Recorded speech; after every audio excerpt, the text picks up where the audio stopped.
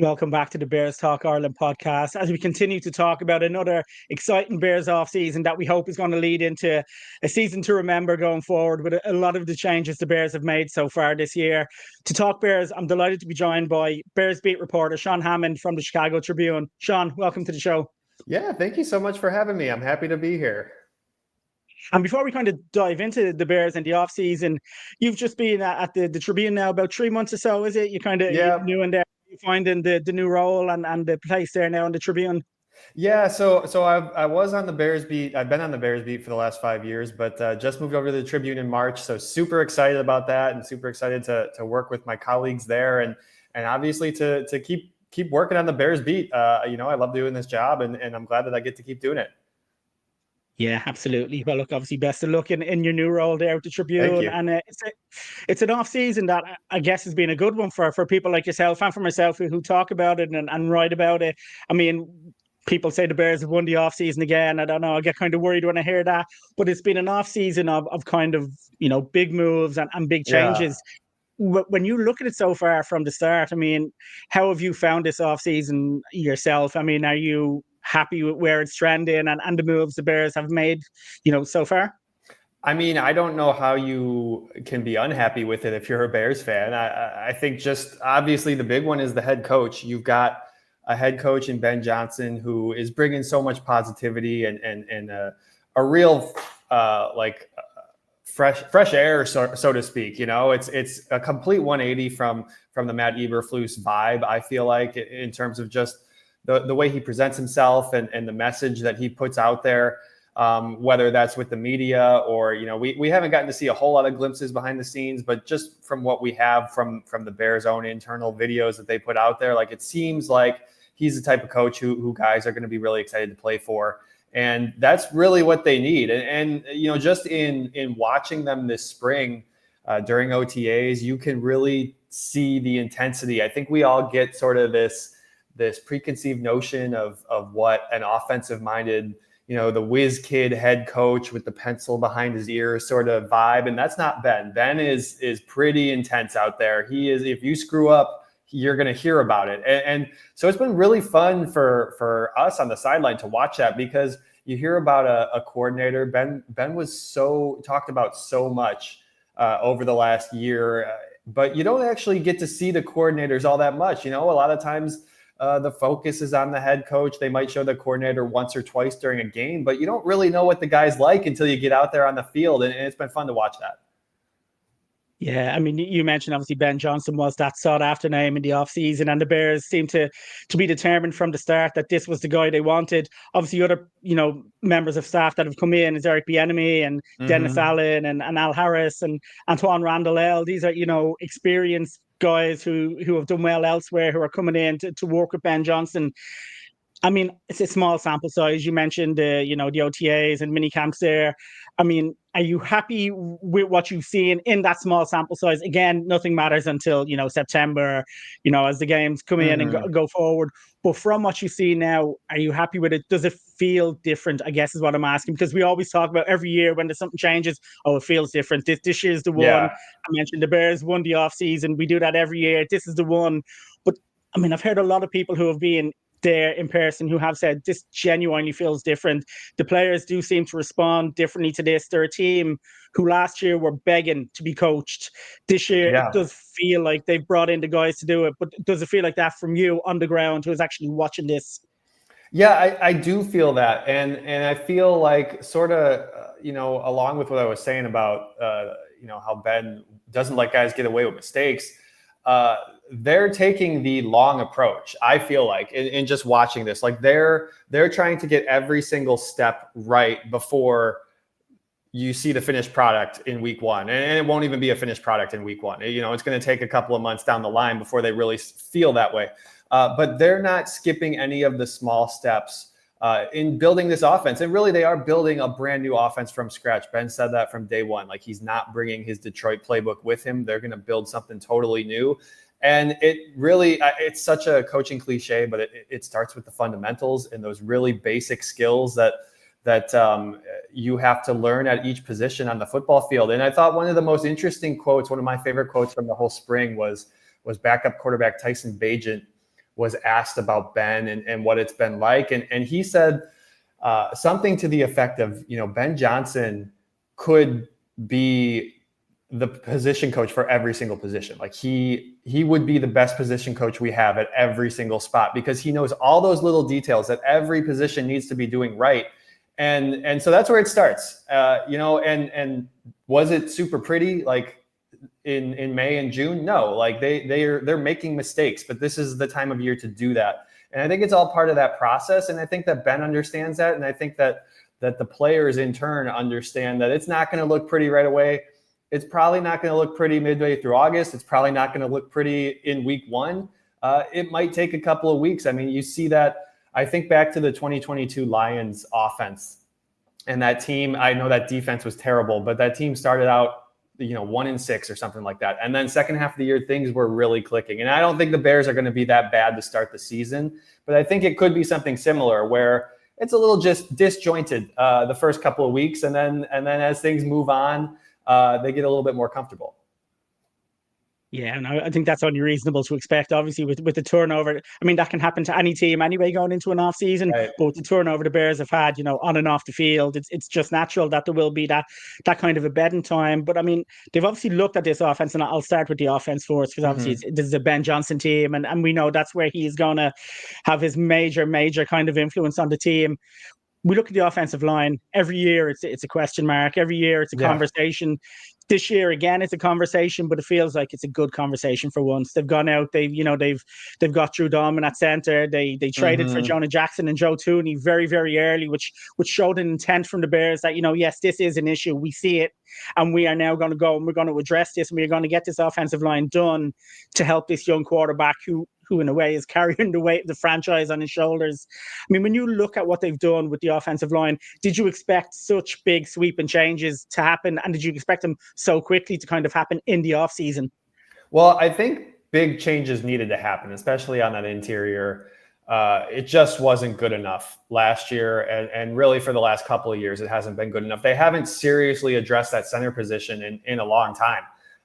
And so I think that needed to happen. I think that was really apparent to Ryan Poles, especially, people played up the quote he said at the start of last season after training camp about how, this is the deepest offensive line I've ever built. And then they came out and they didn't look so good all season long. And so I think that he really took that to heart. And something needed to change. Obviously, bringing in Ben Johnson, he's going to have his own thoughts on what that looks like. But I think the most telling thing is exactly what you're saying. I mean, they traded for Joe Thuney, they traded for Jonah Jackson before free agency. They got out ahead of this to, they saw, you can look at what's coming up in free agency, and that's going to be expensive. Not that Joe Thuney and Jonah Jackson are cheap per se, but you can look at that. But at the end of the day, you don't know if a guy's going to take your offer. And so I think that that was a really proactive move to go out and get those guys before free agency started.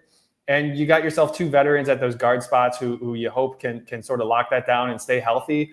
And then you went and got Drew Dalman in free agency. That was a big contract. But like I said, they had not seriously addressed that center position in a long time. They've been cycling through, the Sam Mustafers and Lucas Patricks of the world, and it just hasn't worked. And so I think that they had to do that.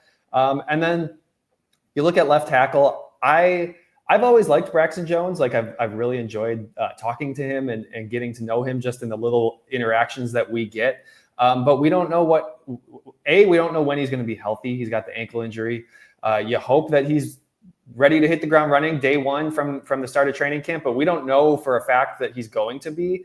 And then you add in Ozzie Trapillo, who they drafted, 6'8" rookie from Boston College. I think you got a couple of good options. Krana Magaji is also fighting for that spot. I think it will be clear to them what the best course of action is once everybody's out there practicing and they can see what this looks like. Yeah, I think that's the interesting thing. As I say, year in, year out, the offensive line is that kind of talking point this year for a different reason. But I think as a Bears fan, it's the first time I've gone into a season saying, I am 99.9% sure who 4 of the starting 5 on this offensive line are, Yeah. barring injuries and fitness allowing. I feel like I know who 4 of them are, and we just have that question mark at left guard or left tackle, sorry. And then obviously you mentioned Karana Magaji and Ozzy Trapillo who've come in to kind of battle for that. So it is going to be interesting now as the Bears come back and we start to see what way that offensive line, who's suiting up on that line. But again, it's very interesting. And obviously the offensive line is there for one big reason, and that's to protect that quarterback. Yeah. A quarterback who, as I say, we have so much hope in, and a player who I think is really expected to take a next step. And the Bears obviously expect this with the moves they're making. What have you made of Caleb's offseason so far? I mean, look, it's his offseason. He's off doing what he needs to do. Yeah. But still, like, how has the interaction been with him when he's been there, and what kind of how do you think Caleb is coming back into this kind of new season through the off season so far? I think it's a good thing that he was, back in January, he was more or less begging for them to hire an offensive coach. We heard that after they hired Ben, how badly he wanted Ben to be the guy. And the stars sort of aligned there, and they were able to make that happen. And so now you take those two guys, Ben's talked about it. They're going to be spending a lot of one-on-one time together. Ben actually had a really interesting quote one of the last days of minicamp or OTAs or whatever.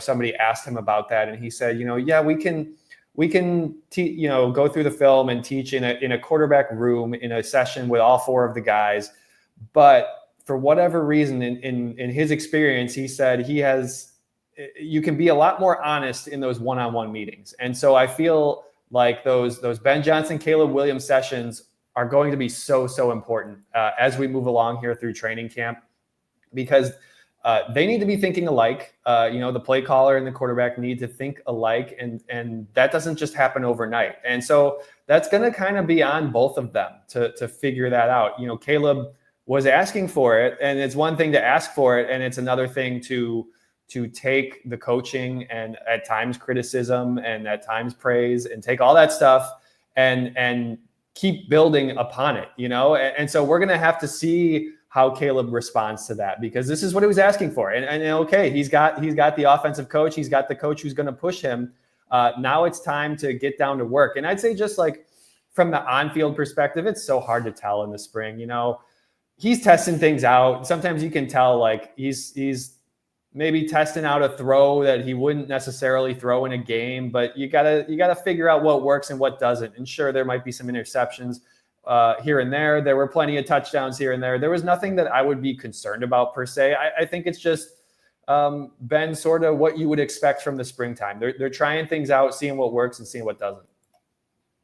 Absolutely. I mean, when we look at the quarterback room as a whole, obviously, again, Ben Johnson's so important, and that tandem between Ben Johnson and Caleb Williams, please God, 10 years from now, we're talking about a legendary duo who have kind of come in and grown together.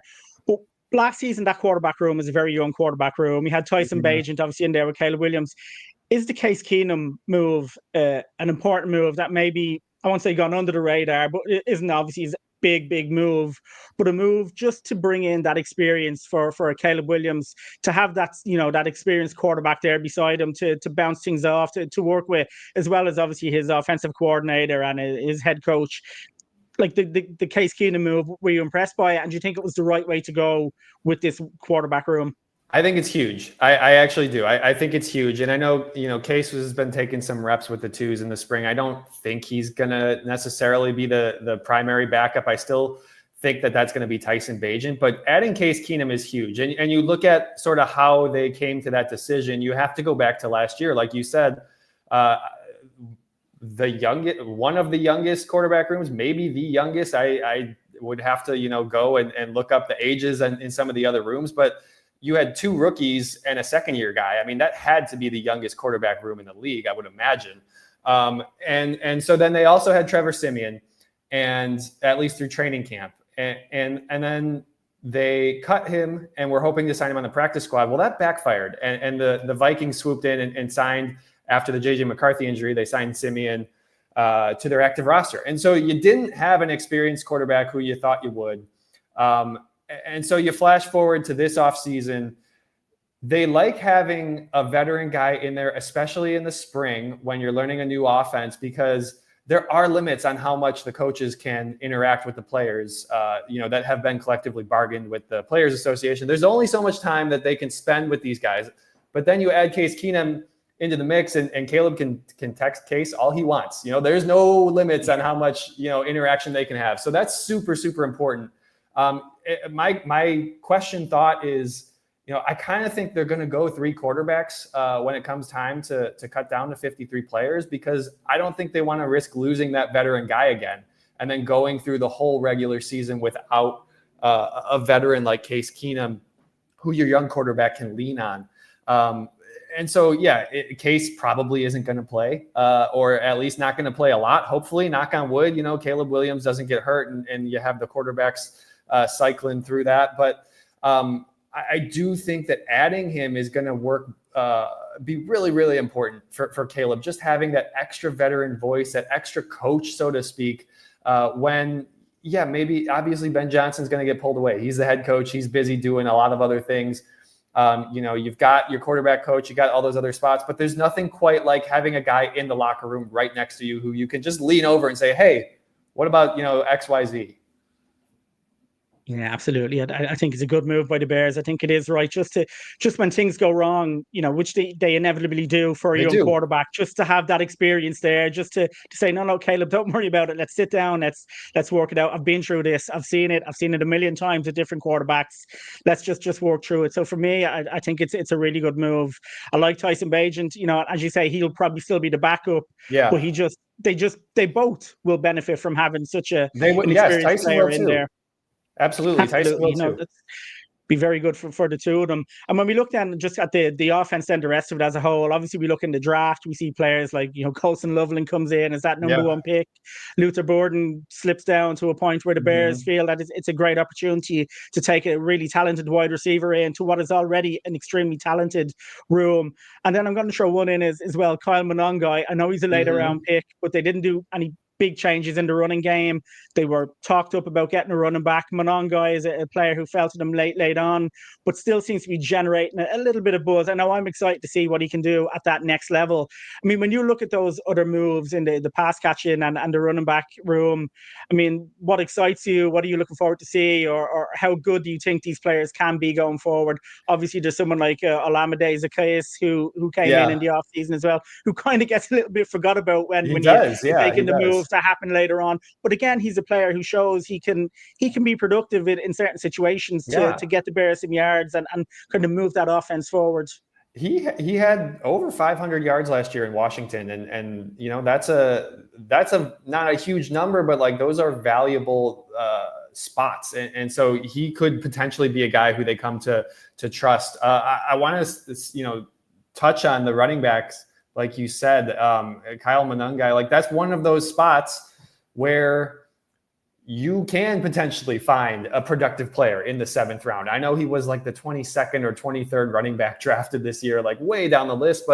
But in terms of like guys who can be ready to roll, like running back is one of those. It's not like tight end where you have to really learn the nuances of blocking and running routes and all that stuff. Like running back, you can step in there and do the job. And from what we hear, Kyle is expected to be a good pass blocker, which is really what the biggest hurdle for a young running back is being able to do that. That's one of the things that keeps guys off the field. I'll be really curious to see how that develops behind DeAndre Swift. Is Monongai gonna sort of step up ahead of Roschon Johnson? Where does Roschon sort of fit in that mix? What does that look like for that running back spot? I'm super curious to see how that plays out because he's a 7th round pick, but you can find productive players at the running back spot in the 7th round. You look at Colston. We didn't get to see Colston or Luther really much this spring. They were both dealing with injuries, unfortunately. The hope is that Colston sounds pretty confident that he'll be back to start training camp right from the get-go. The hope is that Luther is too. We don't really know. We didn't get to hear from Luther directly, so we don't really know what the situation is there. But you gotta like the picks. I think if you're a Ben Johnson offense, like a guy like Colston Loveland is exactly what you want, exactly what you need. Now you can can put him and Cole Kmet on the field together and feel really good about being able to mix and match. If you trust both of those guys in run blocking, if you trust both of those guys running routes, you can do some creative stuff there. And then I think Luther, he fell to them. They didn't necessarily need a wide receiver at that spot, but I think that props to Ryan Poles and to Ben Johnson for sort of taking what the draft gave them. They're not going to pass up a really promising wide receiver, even if they already have a DJ Moore and a Roma Dunze, Alameda Zacchaeus. That is a pick that I'm really curious to see how it plays out. What does that look like, especially his rookie season? There's a lot of guys on this offense who are going to want the ball. And so we'll have to see what that looks like. And especially in the passing game, which of course was not very good last year, but we do expect at least some uptick in numbers this year. I think it's a very interesting offense going forward. I mean, on paper, it looks like it could be really, really dynamic and exciting, but obviously we know games aren't played on paper. So yeah, we're going to we've have to wait thought that before, September right? And no, absolutely. Every season, every off season, sorry, we feel like that. But as I say, we'll have to wait till the season kicks in and give it that few weeks and hope that things maybe just start to slot in together and these guys really make those moves forward. I mean, obviously we talked the offense first because of the new head coach, because that's where your quarterback is. But we look at the defense as well, and there's been big changes there. None more bigger than Dennis Allen coming in, who essentially, with Ben Johnson being that kind of offensive coordinator type head coach, will probably be that defensive head coach type coach in there. I mean, what do you make of the Dennis Allen move? How good could this be for this Bears defense that still has a lot of potential in there and some good players? Do you think he can maybe just drag that a little bit more out of them? Yeah, I do. It's initially when they made that move in late January or early February, whenever that was, like it felt kind of like the perfect match where you got a coach who's been a head coach twice, and not a lot of guys get a third chance. And you look at his win-loss record, is probably not going to happen. He's probably not going to go anywhere the next handful of years. He's going to be there running your defense for the foreseeable future. And you can feel really good about the defenses he's built in New Orleans, especially around like 2020, 2021. That defense was really rolling. Some of those past defenses that he's put together, you look at the Bears defense and you felt really good. I would say you felt really good even after like the London game when they're 4-2 last year. And, things are looking up offensively and the defense is playing well. Montez Sweat, Javon Dexter have a bunch of sacks, and then things just really fell apart the second half of the year. I feel like this defense isn't that far from being a really good defense, being the really good. I mean, 2023, they were, making some really good progress. And then unfortunately, that slipped at the end of the second half of last season. You bring in Dennis Allen. I think he can get the right things out of some of these guys, especially on the defensive line. You look at sort of the additions they made, Grady Jarrett, Dayo Odeyingbo, Shamar Turner. They have a lot more depth than they did last year. Last year, Andrew Billings goes down, and it felt like the whole dynamic changed. The whole dynamic for all four guys across the defensive line. And I think you got to be able to weather some of those storms. Guys are going to get hurt. And so I think they put themselves in a really good position to do that with all this talent that they've added. It's going to be really competitive on that defensive line during training camp. Somebody's going to get cut, and they're not all going to be able to make it. You got some really good guys at the back end, a Zach Pickens who might be in trouble. We'll have to see like sort of how that plays out.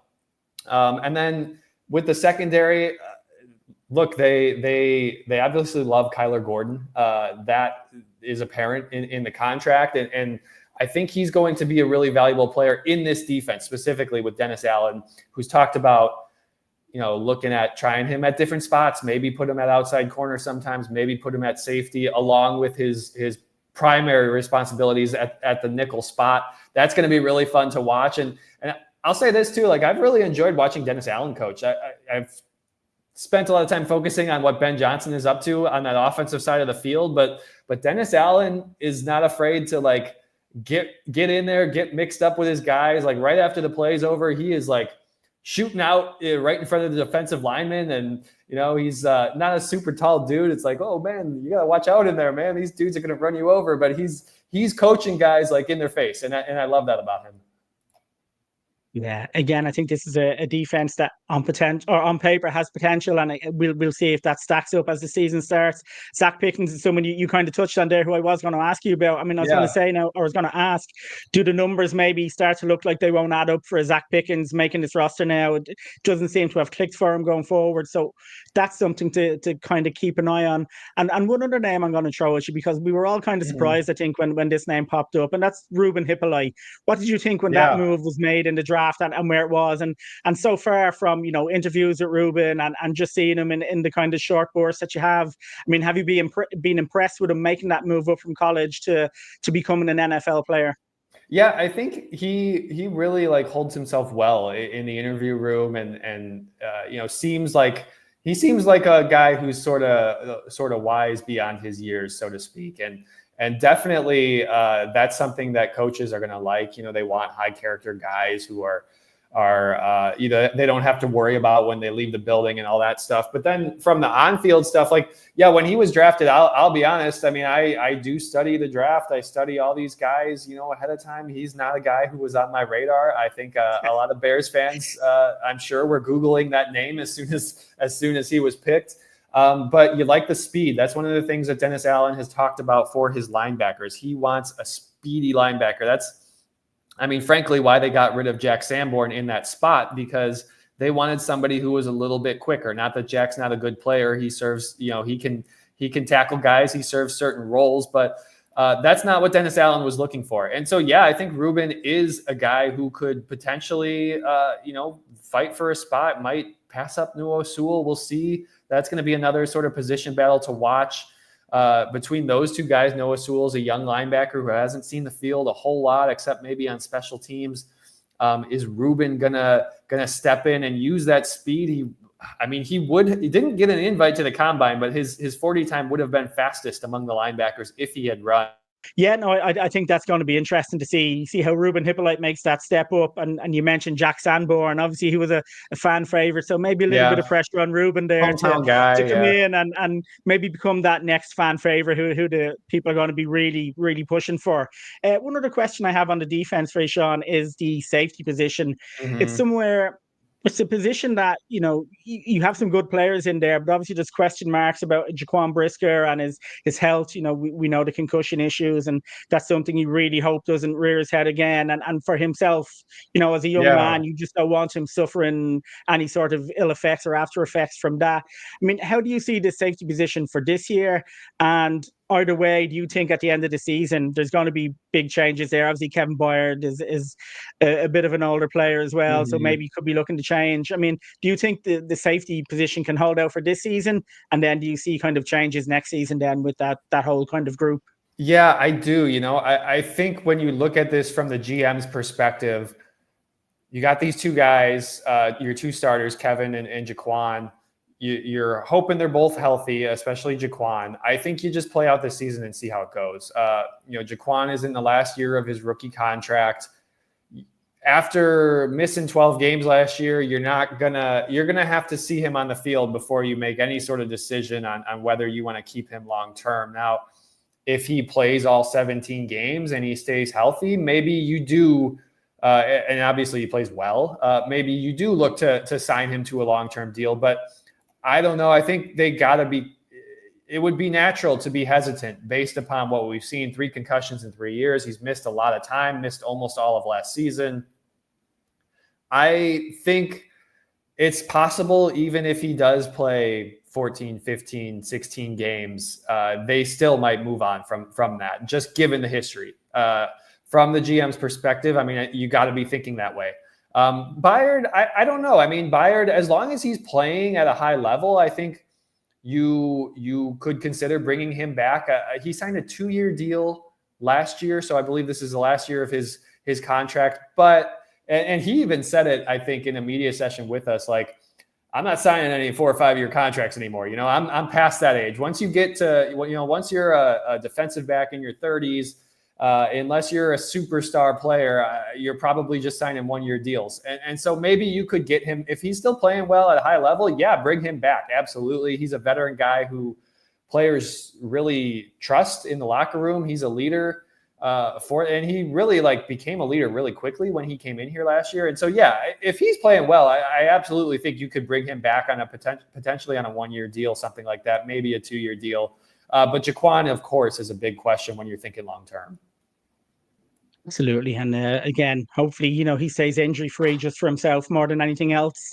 We've covered offense, defense there. I mean, is there anyone, Sean, that maybe we haven't mentioned that you think, is set up to have a kind of a surprise good season, or someone just going under the radar who you think maybe people should be keeping their eye out for the Bears next season?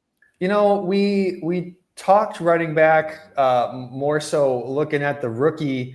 I am really curious about DeAndre Swift's season, what this is going to look like with Ben Johnson. They've worked together, a couple of years ago in Detroit. Ben was his offensive coordinator.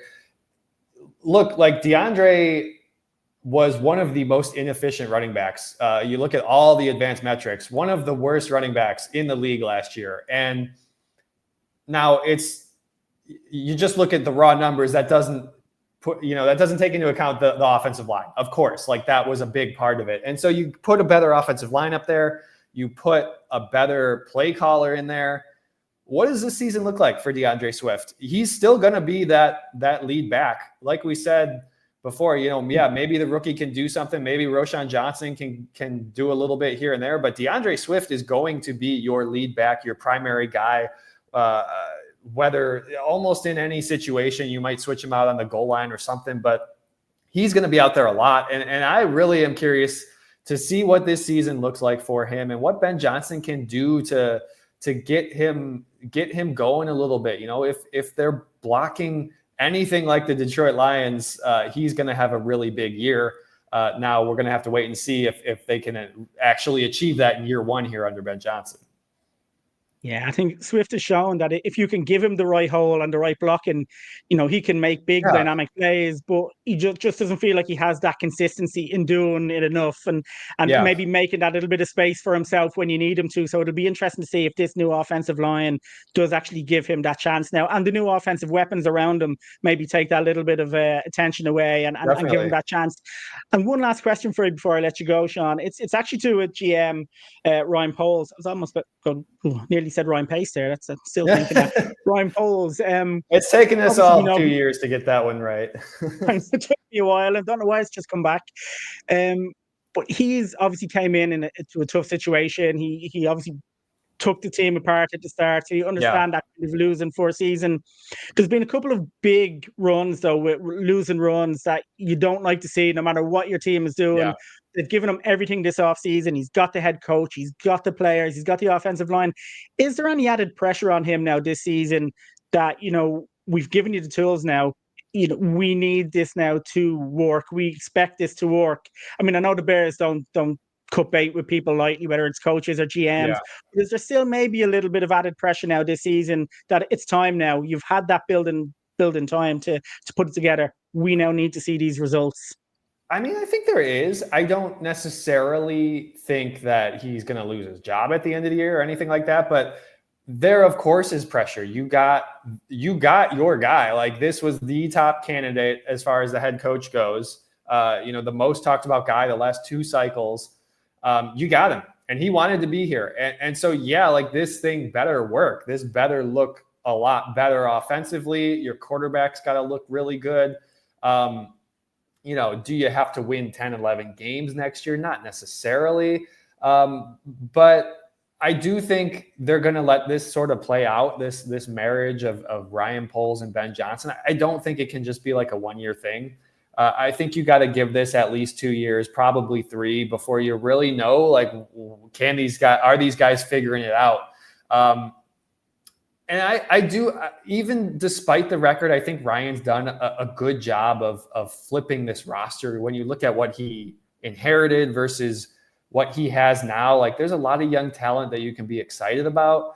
And it's going to be on the coaching staff to develop those guys. And so we got to kind of see what that looks like, that of course, we're going to talk about Caleb a lot. That applies to him, but that applies to everybody all across the board. That applies to the Kyle Monunguys and the Ruben Hippolytes and all the young players on this team, because the GM can assemble all the young talent in the world. If your coaching staff isn't coaching them upright, it's not going to matter. And that's kind of what we felt at the end of the Matt Eberflus era, that the GM's doing some of the right things, but you're just not seeing the results on the field. I think they got to give this a little time, but of course in the NFL, you don't have long, and there's always going to be pressure every single year. And if they somehow wind up going through another 6, 7, 8 game losing streak, which I don't foresee, but if that somehow happens, yeah, there's going to be a lot of pressure on them.